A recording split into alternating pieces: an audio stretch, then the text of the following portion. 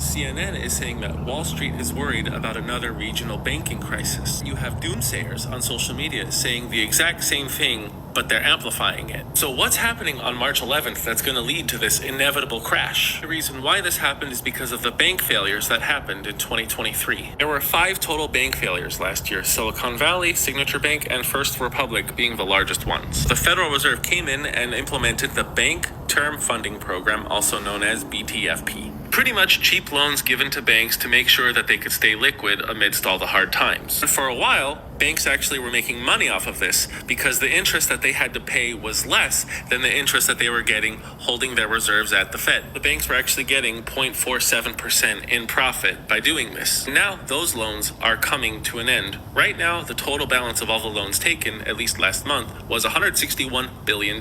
So now there are wild predictions for an economic collapse. Fox News provides a study saying that there are 186 banks vulnerable to a SVB-like collapse. The fact that the office sector in commercial real estate is plummeting is not helping banks that are heavily invested in those types of loans, like NYCB. Here's something you have to know. Very, very wealthy people profit from whatever the mainstream media says. What I've noticed is if the mainstream media says go left, the very wealthy people are going right. Keep in mind, I don't think that we're headed for extremely prosperous times or that we're in prosperous times.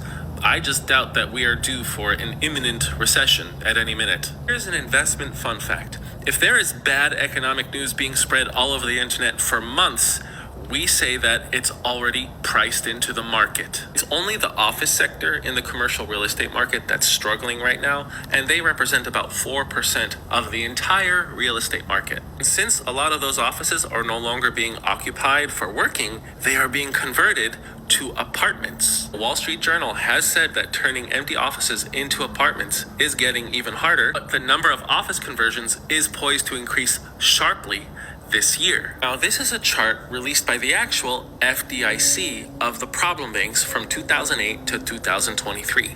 2022 and the beginning of 2023 were rough, almost 200 problem banks.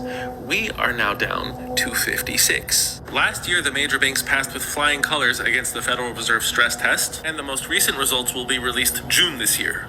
And my question to you is, who do you believe? Do you believe Fox News that sells outrage? Do you believe CNN that sells the same outrage? Do you believe the influencers who are echoing all of the mainstream media? Or do you believe actual representatives of the United States economy? I don't